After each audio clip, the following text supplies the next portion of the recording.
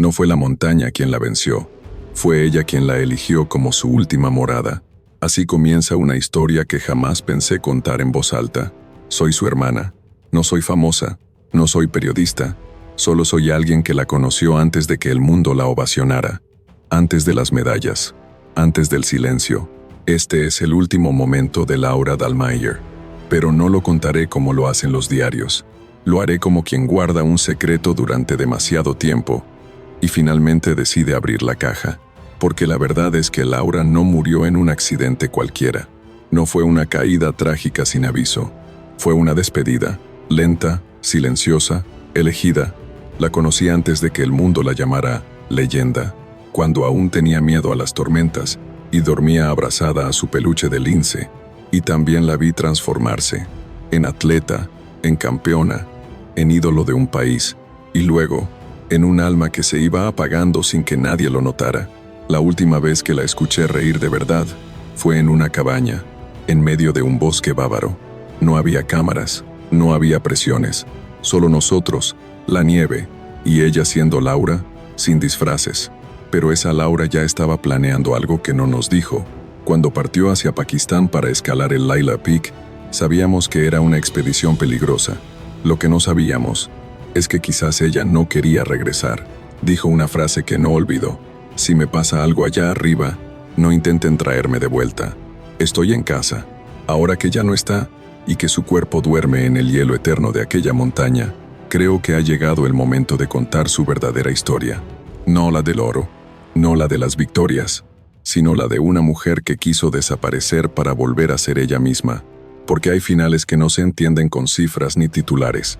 Se entienden con amor, con duelo y con respeto. Laura nació con nieve en los pulmones. Eso solía decir mi madre cada vez que la veía correr entre los árboles en pleno invierno, sin abrigo, sin miedo, sin pausa. Crecimos en Garmisch-Partenkirchen, una pequeña localidad alemana escondida entre pinos y montañas. Allí, la naturaleza no es un paseo, es una forma de vida. Y para Laura, era también una forma de escape. De pequeñas, compartíamos cuarto. Yo decoraba la pared con pósters de películas. Ella pegaba mapas de rutas alpinas. Mientras yo escribía diarios sobre chicos y exámenes, ella dibujaba perfiles de montañas. Había algo en su mirada, una inquietud que no encajaba con la vida normal, como si ya supiera, con apenas 9 años, que el mundo no la entendería jamás. Mi padre fue el primero en notar su obsesión por el aire libre. Le compró su primer rifle de biatlón cuando apenas tenía la fuerza para sostenerlo. Y fue allí donde comenzó esa relación doble. Laura y la montaña, Laura y la precisión, Laura y el silencio. A los 12, ya entrenaba como adulta. A los 15, su nombre comenzaba a sonar en competiciones juveniles. A los 18, estaba en la Copa del Mundo. Y a los 23, era campeona mundial. Todo sucedió demasiado rápido. Pero mientras el mundo la veía subir, yo la veía alejarse. En casa, cada vez hablaba menos. Después de cada competencia, llegaba con las maletas llenas de trofeos, pero vacía de alegría. Comía poco, dormía poco. Y cuando dormía, a veces se despertaba llorando. Una noche, la escuché hablar dormida. Susurraba, no más cámaras, no más podios. En la prensa, era la reina de la precisión. Para el Comité Olímpico Alemán, era el orgullo nacional. Pero para mí, era una chica en guerra con una imagen que no sentía propia. Laura tenía una relación extraña con la fama. La aceptaba, pero no la disfrutaba. La soportaba, pero no la celebraba. En una entrevista, un periodista le preguntó qué sentía al estar en lo más alto del podio. Ella respondió, frío, soledad y ganas de volver al bosque. Muchos lo tomaron como una metáfora. Yo no. Yo sabía que Laura hablaba en serio, porque en la cima del éxito, ella solo veía el abismo que crecía dentro de sí. Poco a poco, comenzó a rechazar eventos, a evitar entrevistas, a escribir más. Tenía un cuaderno verde donde anotaba frases que ahora leo con otra perspectiva. Estoy cansada de representar algo que no soy. ¿Y si ganar no es suficiente? Quiero volver a ser invisible. Era como si estuviera construyendo una salida, una escalera secreta para bajar del pedestal sin que nadie lo notara. Y entonces, un día, lo dijo, sin drama, sin lágrimas, sin rodeos. Me retiro, ya no quiero competir. Mis padres pensaron que era una crisis. Los medios dijeron que era por salud, pero yo supe, desde el primer instante, que Laura no estaba enferma, solo estaba despertando. Después de su retiro, muchos creyeron que Laura estaba rota, que se había rendido, que algo oscuro la había empujado a abandonar el éxito. Pero los que la conocíamos bien, sabíamos que no había derrota en su decisión, solo una verdad que ya no podía seguir escondiendo. Laura no quería ser admirada, quería ser libre. Se mudó a una cabaña de madera cerca de Mittenwald, en medio del bosque, sin cobertura, sin televisión. Allí se reinventó. Ya no era la campeona, era una mujer que caminaba en silencio, que recolectaba hierbas medicinales, que escribía en sus cuadernos, que tomaba té mirando por la ventana durante horas. Yo la visité en fin de semana. La encontré sentada junto al fuego, con una manta y el cabello suelto, sonriendo de una forma que hacía años no veía. Me dijo, ¿sabes qué es lo mejor de no competir? Que nadie me cronometra cuando respiro. Era feliz, pero una felicidad extraña. No era la euforia, era paz. Una paz profunda, pero también lejana. Empezó a escalar montañas más exigentes. Se formó como guía alpina. Viajó a Noruega, a Islandia, al Himalaya. Escribía ensayos sobre la conexión entre el silencio y el alma. Y cada vez que hablábamos, su voz era más serena, pero también más etérea. Una tarde de invierno, mientras caminábamos entre árboles congelados, me detuvo y me dijo, ¿alguna vez pensaste en desaparecer? No por dolor, sino por plenitud. Me estremecí. No sabía si responder.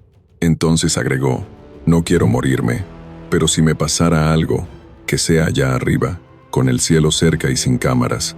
Esa fue la primera vez que sospeché que algo dentro de ella ya se estaba despidiendo.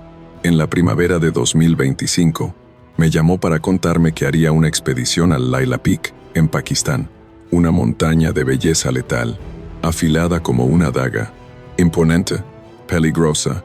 Me mostró fotos, me habló de la ruta, de su compañera Marina Kraus, de las condiciones climáticas, de los desafíos técnicos, pero lo hizo con una calma que dolía. Era como si estuviera organizando no una aventura, sino un ritual. Le pregunté si tenía miedo. Respondió, ya no, si ese lugar es el final, será el más hermoso que pude imaginar. Y entonces me dio algo, un sobrecerrado, con mi nombre, y una nota, solo ábrelo si no regreso. Partió a mediados de julio. Las primeras semanas enviaba mensajes esporádicos, desde pueblos remotos. El 27, escribió por última vez, la cumbre nos espera, el viento está calmo, todo está en su sitio. El 28 de julio de 2025, a unos 5.7 metros de altura, ocurrió el desprendimiento. Una lluvia de piedras, imparable, inesperada, letal. Marina sobrevivió. Laura no. El cuerpo de mi hermana quedó atrapado en una grieta, inaccesible, congelado en el corazón de la montaña que ella misma eligió. Los equipos de rescate querían actuar, pero yo abrí el sobre. Adentro había una carta, corta, clara, inappellable. Si estás leyendo esto, ya no estoy. No llores. No me busques. He llegado. Este es mi refugio final. Y firmaba con la letra más firme que jamás le vi. Laura. Después de leer su carta, me quedé horas en silencio. No podía llorar, no podía hablar, solo podía sentir ese vacío helado, el mismo que ahora ocupaba su ausencia. Laura no solo se había ido, Laura se había preparado para irse. No lo digo con tristeza, lo digo con una mezcla de admiración y estremecimiento. Empecé a revisar sus cuadernos, los que guardaba como pequeños santuarios. Allí encontré frases que me rompieron y me explicaron todo. La cima no es la meta, es el borde entre ser y desaparecer. La paz no está en el regreso, está en quedarse donde nadie más llega. Morir no es un fin si estás rodeada de lo que amas. Cada página era una confesión silenciosa, cada palabra una señal que no quise ver. No había tristeza, había claridad. Laura no era una víctima, era una caminante del límite, una mujer que, en lugar de temerle a lo desconocido, lo abrazó con la dignidad de quien ya no tiene nada que demostrar. Me pregunté muchas veces, ¿podríamos haberla detenido? ¿Podríamos haberla retenido un poco más? Pero cuando abrí la libreta azul que llevaba en sus expediciones encontré un mapa del Laila Peak, dibujado a mano, con una frase en la base: aquí no termina nada, aquí empiezo yo. Y entonces entendí, Laura no estaba huyendo de nosotros, solo estaba volviendo a sí misma. La prensa reaccionó como reacciona siempre ante lo incomprensible, con titulares fríos y breves. Campeona olímpica muere en Pakistán. Accidente trágico en el Karakorum. El mundo del deporte lamenta la pérdida. Ningún periodista habló de sus cuadernos, de sus miedos, de su alma, de su voluntad. Las redes sociales se llenaron de fotos de ella levantando los brazos en el podio, como si ese hubiera sido su momento más alto. Pero no, su momento más alto no fue ese. Fue el último, el instante en que, a 700 metros de altura, con el cielo acariciando su rostro y el viento silbándole verdades al oído, dejó de escalar hacia afuera y empezó a descender hacia adentro. Recibí cientos de mensajes. Muchos me preguntaban, ¿por qué no intentaron recuperar el cuerpo? ¿Cómo pudieron dejarla allá? Y yo respondí siempre lo mismo, porque ella lo pidió, porque su despedida fue una elección, porque hay almas que no quieren ser enterradas, quieren ser devueltas. Marina Kraus, su compañera en esa expedición, lo dijo en una entrevista. Laura no murió, se fundió, se volvió parte del hielo, de la roca, del cielo. Nunca la vi más viva que en esa última noche. Y yo, desde el fondo de este duelo sin entierro, solo puedo decir que sí, que Laura se convirtió en algo más grande que su historia, más profundo que sus medallas, más eterno que su cuerpo. Ahora, cada vez que cae nieve, la siento cerca. Cada vez que respiro aire frío, escucho su voz. Y cada vez que alguien me pregunta cómo murió mi hermana, yo corrijo suavemente. No murió, simplemente se quedó donde siempre quiso estar. Desde el último momento, hemos contado muchas despedidas, algunas trágicas, otras injustas, otras envueltas en misterio. Pero la historia de Laura Dahlmeier es distinta. No está marcada por el escándalo ni la oscuridad. Está marcada por la claridad dolorosa de quien elige irse con los ojos abiertos. Laura no se apagó de golpe, no fue arrastrada por una tormenta, ni vencida por una enfermedad, ni traicionada por el destino. Fue ella misma quien trazó la ruta de su adiós. Y eso, aunque duela, merece respeto. El mundo la celebró por su disciplina, por su talento, por su perfección técnica en una de las disciplinas más duras del deporte. Pero muy pocos se preguntaron, ¿qué había detrás de esa exactitud? ¿Qué sacrificios silenciosos sostenían cada medalla? Y ahora, después de su partida, entendemos que su mayor logro no fue un oro olímpico, sino la valentía de decir basta, de abandonar el podio cuando aún podía ganarlo todo, de elegir el silencio cuando todos le exigían seguir hablando. Laura fue una mujer profundamente coherente. Lo que pensaba, lo sentía, lo que sentía, lo hacía. Y cuando entendió que su felicidad ya no estaba en los estadios ni en los titulares, simplemente se fue. A muchos les cuesta comprenderlo, porque estamos entrenados para asociar la muerte con pérdida, con derrota, con final. Pero Laura no perdió, no fue derrotada, simplemente llegó a donde quería estar. En su carta final no hubo drama, no hubo culpa, solo serenidad. Y eso es lo que más nos sacude, que alguien pueda despedirse del mundo sin rencor, sin miedo, sin odio, solo con paz. Desde este canal, no queremos glorificar su muerte, queremos comprender su vida, y sobre todo, lo que nos deja. Nos deja preguntas. ¿Es el éxito siempre sinónimo de plenitud? ¿Hasta qué punto vivimos para agradar y no para sentir? ¿Qué precio estamos pagando por no escuchar nuestra voz interior? Y nos deja una certeza. Hay quienes no nacen para quedarse, nacen para llegar a un lugar, y desde allí, desaparecer en su forma más pura.